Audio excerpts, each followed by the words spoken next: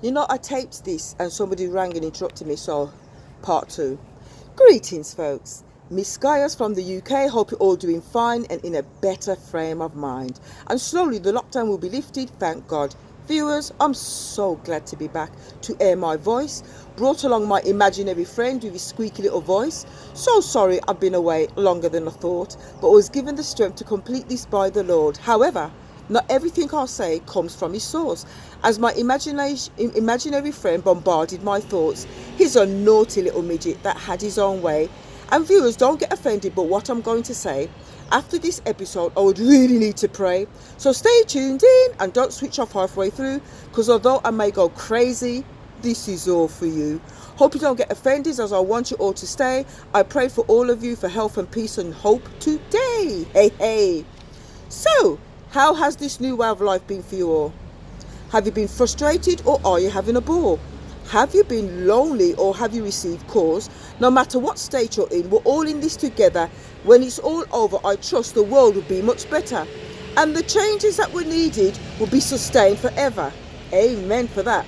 And put up as a monument that all UK will treasure. So although we're still on quarantine and the manner of protection appears mean, you'll come out better. Just trust and believe that one day, folks, you'll all be free. Free to take a chance, free to take a dance. Because when the shackles are unlocked and lifted, you'll make it again as you're skillful and gifted. The chains will be lifted slowly with caution, and eventually you'll be able to get your portion. Remember that? So please remember, folks, this is your world. What you have to offer should be like precious pearls.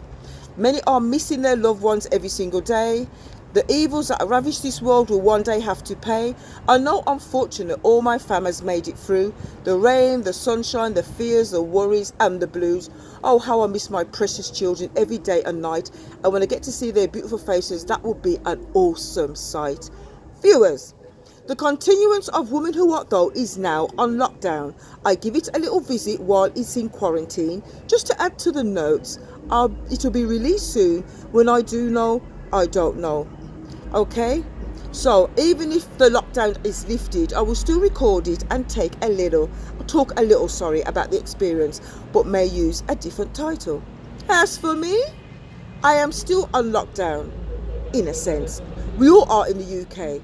In a sense, I'm still not allowed to work for now. However, I am out today to record the next series of Lockdown Part 7A. I'll bring out 3 to 4 more vids, like for example, Part 7B, Part 7C, etc. And don't let this background fool you all. I've hardly been out, I've obeyed the rules. No friends came to my house, I've not been to theirs. I've enjoyed no outside leisure, no hanging with friends or favourite colleagues like birds of a feather. I go out alone and go back home alone. I keep social distancing to a T to avoid any coppers running after me. And I still have to contend with my nagging elderly mother. So freaking annoying. Hence why I'm not allowed to work for now. I cannot go out every day, but only if I'm shopping for her. That's another matter. Banks, building societies, chemists, post office and so forth. She actually monitors how long I've been out. She still says, "Yeah, go give me the virus." How cruel. So I've just done some shopping and resting now, and we'll do my recordings right here. And it's not leisure, it's work. And please don't you lot go saying, "Don't you have a bloody home to go to, you hypocrite? Do your recordings there?" And I will say to that, sorry buddy, not so. Since the sun has hit the UK, and it's awesome, about time too. Those I live with, been up and down, round and round all over the house and yard, I like to argue with me, so. Viewers, for those of you that have watched my previous vids, you know where I'm going to go to first, right? To all frontliners, those that are genuine and are on the battlefield in your chosen field to keep people alive. You encourage, you comfort, you feed us. You keep the public and customers safe, you clean our streets, our hospitals, you post our letters, you drive them, ensuring they get to work and back. You all keep the nation going, you keep the nation running, you keep the nation progressing and the nation growing. The UK, I trust, is more cleaner, brighter and lighter, and all advice from services are available, be it medical or financial, to name a few. May God preserve all of you genuine ones that are out there to do good, only good. So may God preserve you all and your loved ones' lives. On behalf of millions, I trust will be in agreement. Thank you from the bottom of our heart. God bless. That's why I've revived my YouTube account, folks, to do my bit. encouraging, supporting and spreading some cheer through my sense of humour. And we all can do with a bit of that right now, don't we? Including myself. I like YouTube. I'm really liking it now. I will try to hold on to it if I can. And also, it's great other social media outlets are bigging up frontliners too. I've let go of my Facebook. I'm not really into social media, but this is important. I'm so frigging frustrated. Couldn't even knock on people's doors. Like, how are you? Social distancing. So that's why I'm doing YouTube now, folks. This is a new dawn for me. I feel myself evolving during this lockdown. How about you guys? Thanks to the Lord and my imaginary friends, I've been busy as they are firing me up, causing me to move in a new direction as I am moved on the inside. I did have a little scare.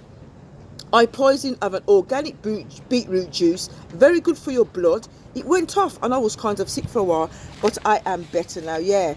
And a frigging demon taunted me during that time with, you've got the virus, yeah, you've got the virus, you've got the virus. Like I was in a horror movie. Couldn't even hear the bloody horror soundtrack. You know what I'm saying? Must admit, I did thought at time, game over. Then I had to encourage myself in the Lord. Tapped into my faith and I said to the demon, go away from me, you dirty demon. Oh, you got the virus. Tibby, he's so mischievous. He got me laughing out loud with some thoughts and I never expected to go in this direction. Nonetheless, I wrote it all down. I have my notes with me to read from. Let me adjust myself. And don't want to forget anything you see. Hopefully, if you do see my papers, I hope it won't put you all off. I really don't. I can't afford to do better right now. And if this coronavirus taught me anything, is this: work, folks, with what you've got now. You're still blessed to be alive. Feel no shame of your lack. No time, folks. Wait until you're financially able. What's the point? You know what I mean? But this is okay, because I'm doing okay right now. It's just one day I'll have to do better. So I'll try and look ahead as much as possible while my notes in my hand. I've probably written quarter of a novel, as I love writing. Oh, and the glasses. Hi, folks. Is normally a no-no for me. It's nice when viewers can see your eyes, but for reading purposes and the sun, sorry, have to leave them on, you know. Anyhow, we're all going to have fun with this, I trust. So get your popcorns and fizzy drinks ready for our unusual ride. And yes, some may think I'm bonkers, crazy, deranged, or you might find yourself thinking, how could I go on YouTube and behave like this? That's what I'm thinking too. Oh well. Now, my mum informed me of a poll she saw on TV about the attitudes of UK citizens. Many prefer the new changes in regards to social distancing and the lockdown, as they see the benefits. I was stunned. After some thought, I also like a few of the changes. However, my imaginary friend made me realise that the new battles, so I compared and contrast.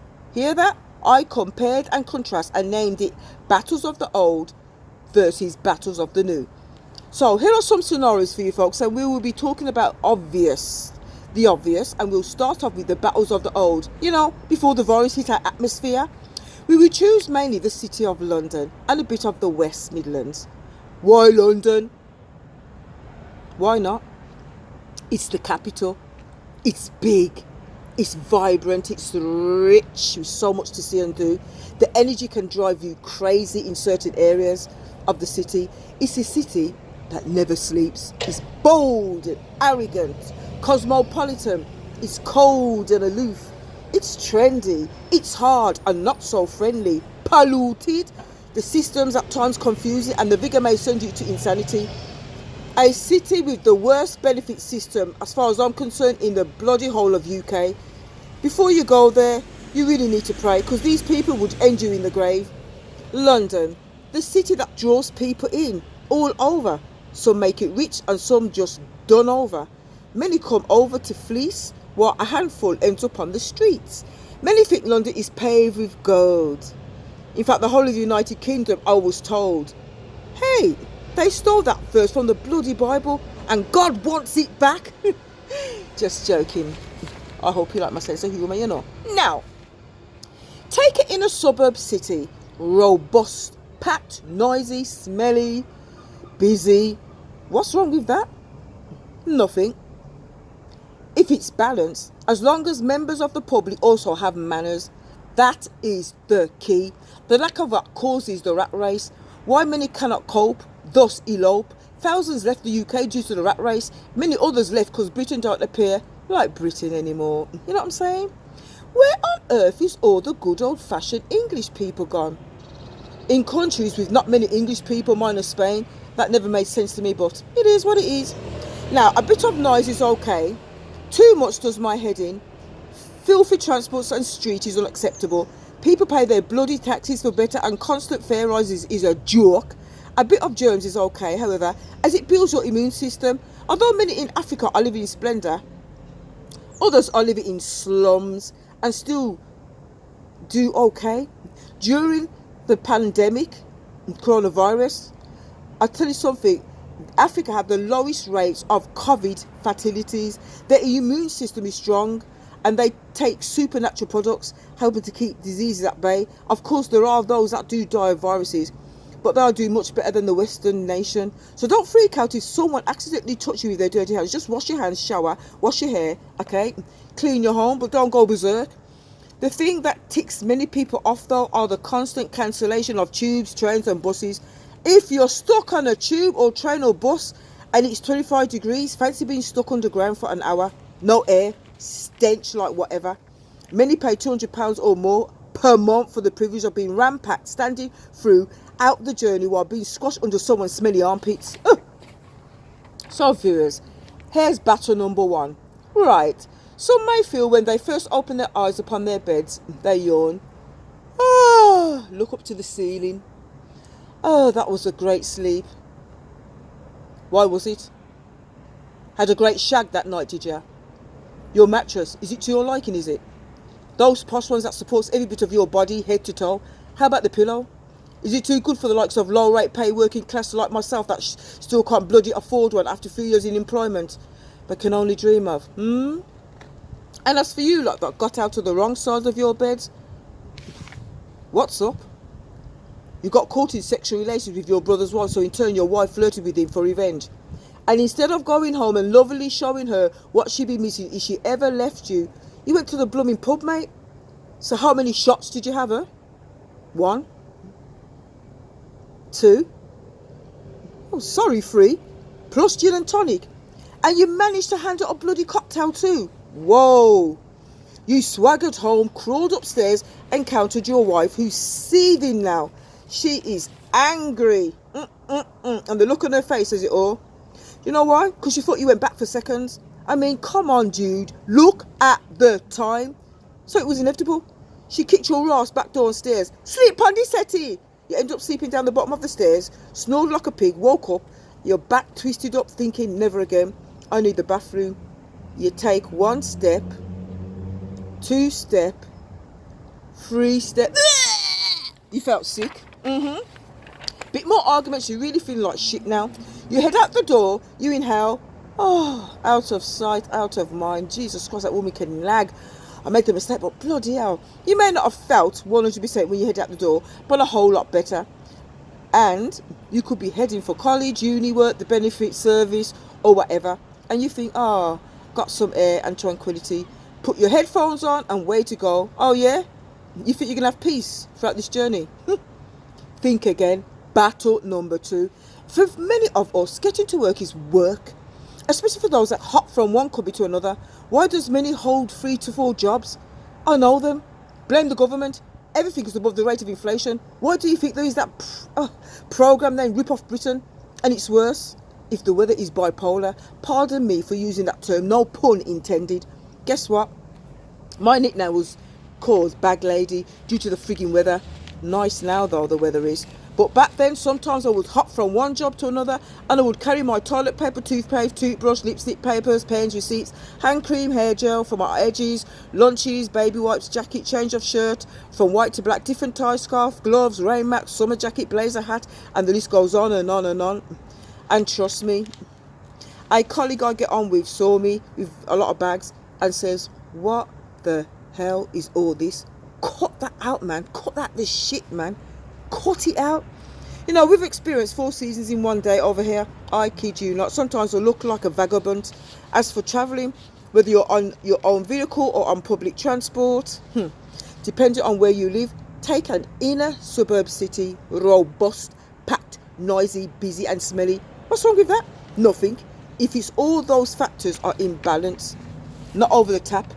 Manners have its place too. That is the key.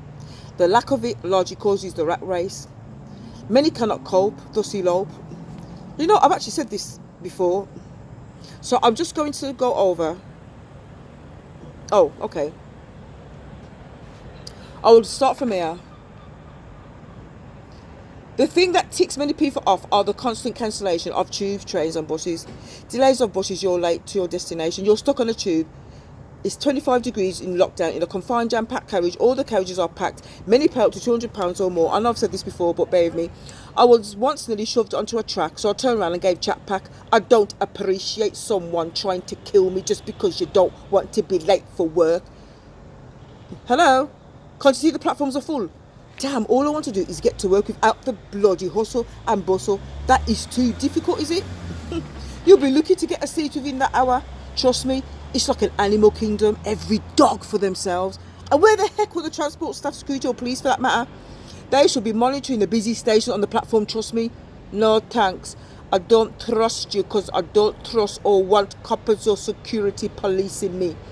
You may think about that twice, buddy, if those rogues that were caught on CCTV pushing people on the track for fun just as a train approached, you would think again.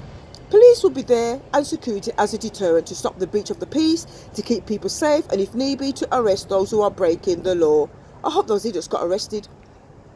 Never mind all of that, man. Most platforms are ram-packed during rush hour. If you're lucky to squeeze on the train, be grateful you won't be late.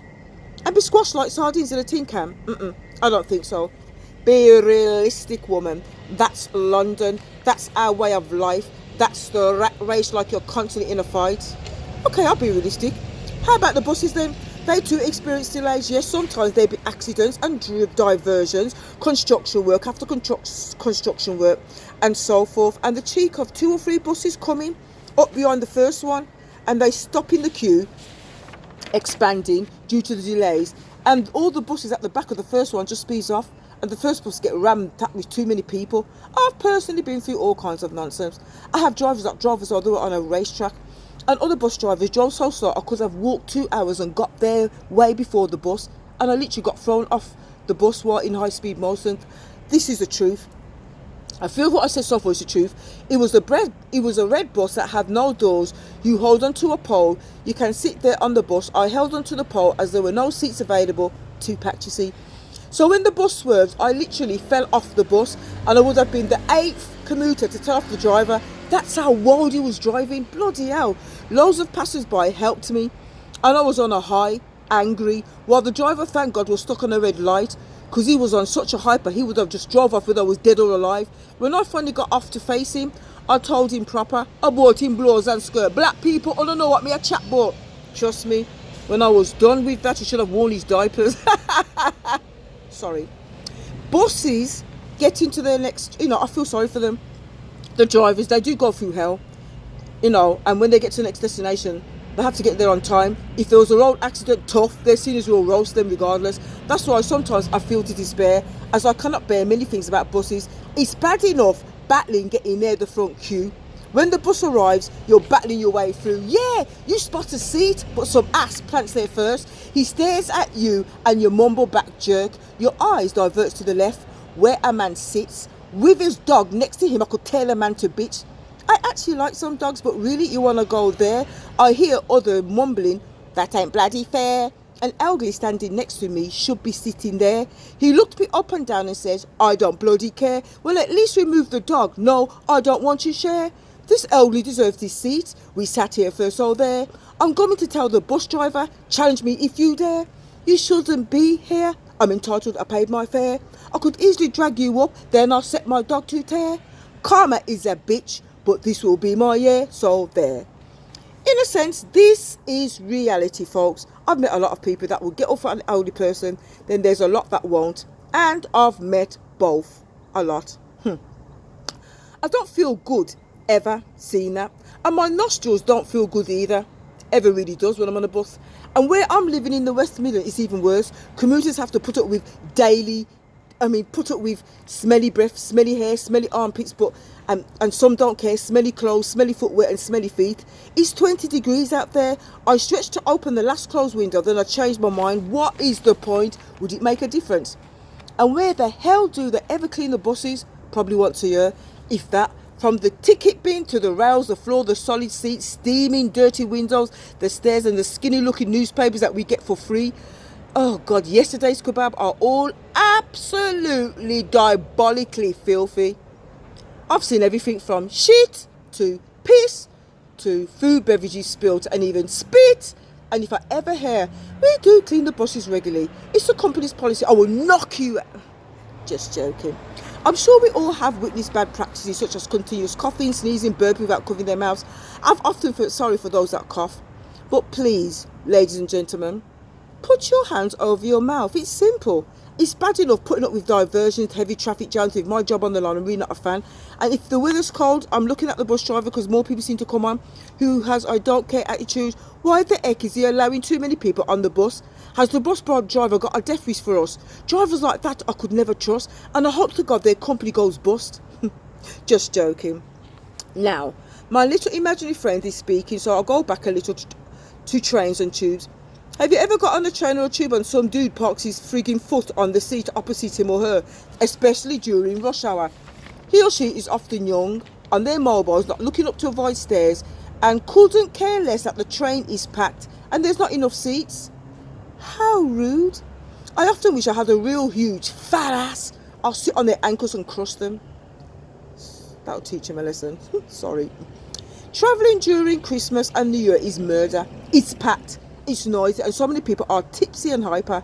There was this woman, and this is true, and 3 of her friends stumbled on the packed train. No spare seats to be found, so she decided to plant her backside right on top of me, gave me a huge hug and a massive kiss. You're all right, love.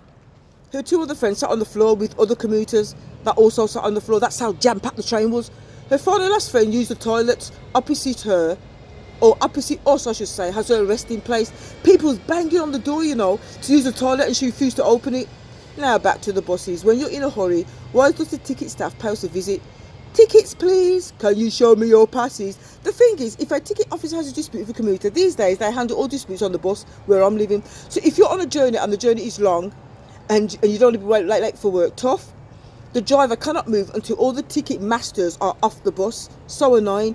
And the police also goes on the bus, and the driver doesn't even warn us. He stops the bus, they're up there, and they wait for a while just in case they take off the unruly pitney. So there may be a delay. When they arrive, not surprising, the bus is already noisy upstairs, stamping feet, laughing, fighting, babies crying, on their mobiles talking rather loudly. You can hear some music from other people's cheap headphones. Mummies turn off their little ones. Hold on to the rails and stop hitting your little sister. Then another baby cries. Nah! Hearing baby crying is normally no big deal for me. But when you're on a 20 minutes, let's say, to an hour journey, a baby crying throughout that journey, which I've witnessed numerous of times, is no joke. It's packed, it's smelly, and the bus driver is still letting more people on the bus. I'm now feeling wary because the bus is getting packed. The driver should be sacked. I'm feeling kind of faint. I know I would be late. The driver's driving slow and then he's driving fast. Some stagger to and fro because I've had a blast, because the bus nearly crashed, and that is that. I kid you not, I've been on a bus that did just that. So I look around and most look depressed, maybe under duress, some stony faced because I'm sure they're not at rest. You hear all kinds of conversation at its worst and at its best. The phone rings, a young teenager. She's off college for the day. Hi Mum, happy birthday, how are you? What are you up to? Yes, Mummy. I'm on my way. No, Mum, I don't want to meet you on 5th Avenue. I'll come to you, Mum. Just stay home. I can't tell you where I'm taking you. It's a surprise. Me too. See you in a while. I'm just 15 minutes away. Yes, love. Love you too, Mummy. Another one. Hey, Pete. Nice to hear from you, man. Nah, man, I phoned you last night on Jim's phone because mine were charging. Yeah, man, I miss you, man. Yeah, I got the weed, man. I got the weed. What? You're cutting out. I can't hear you. What you saying? Nah, man, you sound weird. You got to speak louder, man. You're cutting out, man. Yeah, I'll meet you at Roasty Club. Saturday, 9. Nah, man, can't do it tonight. Speak louder, man. Yeah, because they put me on nights all week at Edgbaston Cricket Club, innit? Yeah, man. Me too, I'm going to bring my new fit bird, innit? You get to meet her. Why are you cutting out, man? Where are you? What? Why didn't you bloody tell me you was down the tube escalator? Yeah, talk later, man. If that wasn't bad enough, phone call number 3. No woman, no cry. No woman, no cry. Jessica, are you that? Lord of mercy. How long it been? Yes, sister, me hear from Brother Kenton that you in a hospital. Yeah, man. Him tell me say you tripped down the stairs and broke your arm. How what you mean? So when you get it wrong, then you know broke your arm. You know what him like. Nah, man, me just left the market pon Dutch Street. Come in no go the old market again, sister. Them feisty, you see, about no madam, we no cut yam. Why? Cause them yam no good. You know that. Yeah, man, me get foot, oxtail and goat meat. Me get some fish too, mackerel. We will come visit you later today, sister. Them a look after you when in a hospital? That's good. No, man, me I come in about 4 hours. Me have to pick up me clothes for church on Sunday. Then me I go clean up and season only the goat meat to cook Sunday early morning. And just peel the yam, clean the yam, chop up the yam, then freeze the yam. Yes, sister, me change me clothes before me come see you. You want anything? Alright, I'll see you later. God bless you, sister.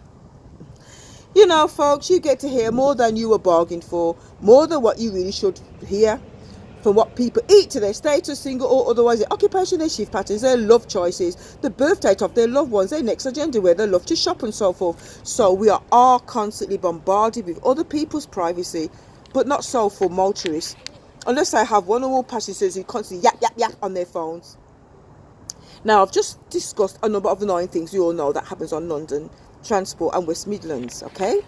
We often believe or feel or say something like, I wish I too was driving. You know when you're on the bus, folks? You're sitting on the bus and you look out of the dirty windows and it's jam-packed and it's summer and you have somebody, they drive right up to you, they have their nice summer car and their summer head thing is off, you know, their roof, and it's just beautiful, and you look and you think, oh, I wish I was driving that. I absolutely wish, instead of being sat here in this freaking heat. You know what I mean? Do you ever feel that? I wish I was there than there. Ditto. These drivers don't know how lucky they are, not stuck so much in traffic like we are. Motorists are more free, they can drive where they want and when they want. They have more job opportunities, they are not stuck in a confined space with smelly armpits and many lacking grace.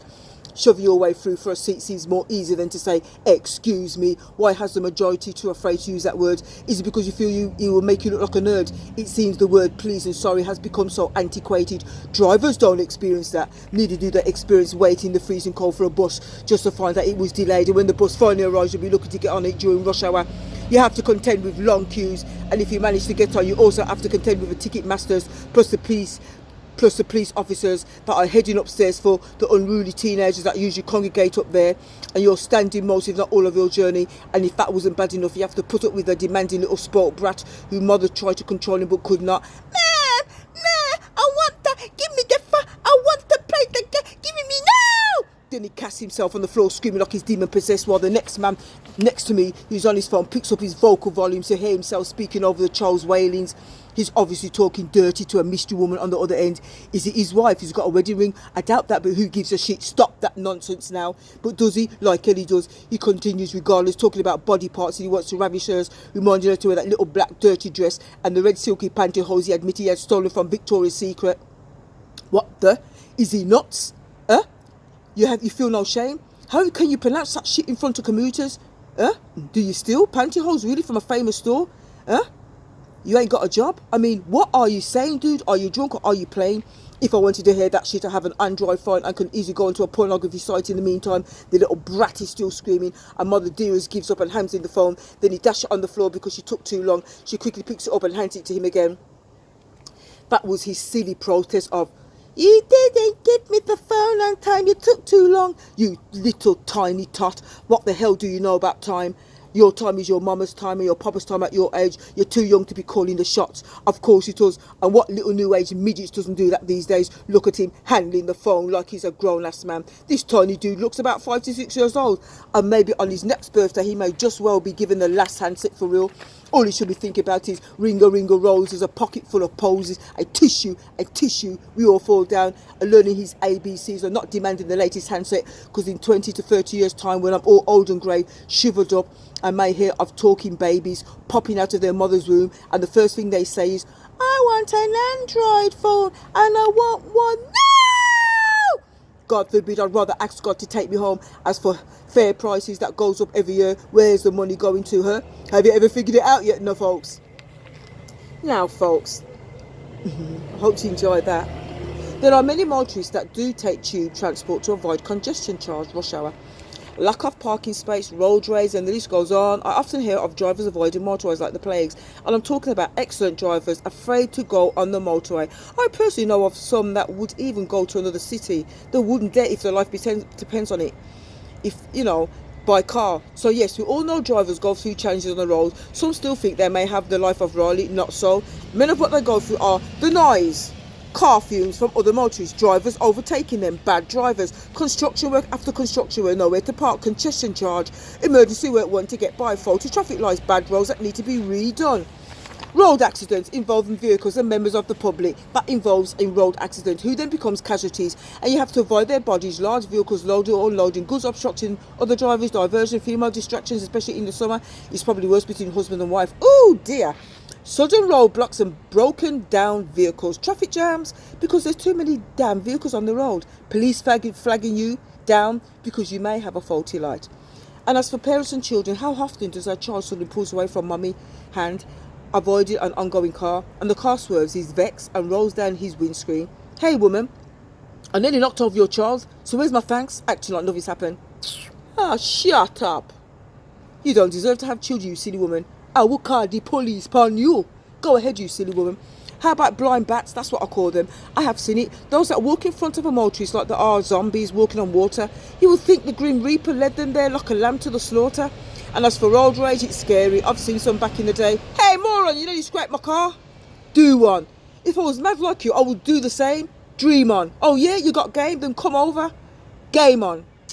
Oh dear me. Remember, drivers, serious disputes holds up traffic, and you guys may get in trouble with the law and you may get points on your car. Young people though, they go through a lot with car payments. I mean, let me get this straight. In the UK, it states it's against the law to discriminate against employers, weak characteristic, gender, race and so forth. There are policies at place at Learning Institute also. So why isn't it the same for car insurance? There's a lot out there that hasn't a clue how much young people have to pay. It's ridiculous. I know people that are paying £3,000 to £4,000 a year. Why? Because you live in the wrong area, because of your age, and God forbid if you had an accident. How much more would you have to pay then? One colleague, and I kid you not, this is true, she told me, I asked my insurance company if there's some way you can lower the insurance. What should I do? Do you know what he said to her? Move. Go and live in a nicer area that has less accident. She was stunned and says, how should I do that? He said, do your research. Listen up, people. What she meant was, I hold you right, me I go get the money, eh? Abracadabra? We'd all be rich. But apart from the insurance and mechanics companies, guess who's making serious money from car owners? Thieves And thieves, okay, I'll fill you in. Thieves number one, rogues that love to steal everything from your side mirrors, inside mirrors, wheels, even the bloody steering wheels, and they'll even open your boot car to see if there's anything worth nicking in it, especially during Christmas. And if they're bold enough, they will go for your whole damn car. Thieves number two, what gives the mechanics the right to assume that when you were born, your brains were stuck in between your arsehole, meaning you had no sense? So let's say you have a clutch problem. You take your car to be serviced and the mechanic looks at your clutch and also looks at other things you never even told him to look at. And then he says it's not just your clutch, it's those other things. Like an idiot, you're like, oh, okay then. But then what do you know about cars? Only how to drive one, right? And the very basics of maintaining it and filling it up, of course. But back in the days, male mechanics, not all of them took liberties with women. That was on another level. So listen, and now you have a lot of, well, I don't know how many exactly, but you do have female mechanics only for females to protect that. So, get a man. A female comes in, oh, another female, great, let's see how much I can make out of her. Females, what the hell do they know about cars? Therefore, he leads up the garden path, then charges her double what she should have paid, laughing to himself now while he's fixing the vehicle. Yep, if I charge her 150 more, 20 will go to my wife and 70 to my mistress. Dude, shouldn't it be the other way around, you nasty? Oh, let's get off this topic of infidelity. After he's finished, he shows her the bill. She's stunned and quickly calculates how she's going to manage with not much in her account. 2 weeks before she gets her next wages from her low rate part-time work in retail, the working tax credit helps a bit, but not enough. Oh dear, what am I going to do now? So the dude mechanic sees the concerned look on her face. Oh, don't worry, love. Look on the bright side of life. At least you got your car up and running, fit to drive in. What? Look on the bright side of life, you moron. Not only is her bank account going to be empty, but her 3 kids without a baby daddy may starve the following week. Thank God over 90% of women drivers are clued up, probably more than male drivers have had to be. As for me, this was coronavirus lockdown part 7A.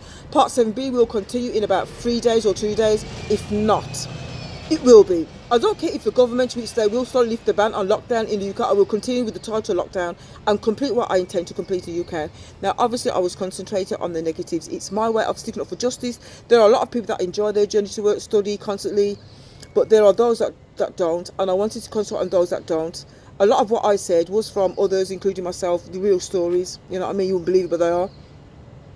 And I know I've spoken fast and I made a few mistakes, but I love keeping the mistakes in there because I'm human and I will do better. I love perfection. I love seeing videos perfection, but for this lockdown, I just don't give a shit. Now, for those of you that enjoyed it, I trust you will come back and watch the next vid. Thank you. For those that never enjoyed it, never mind.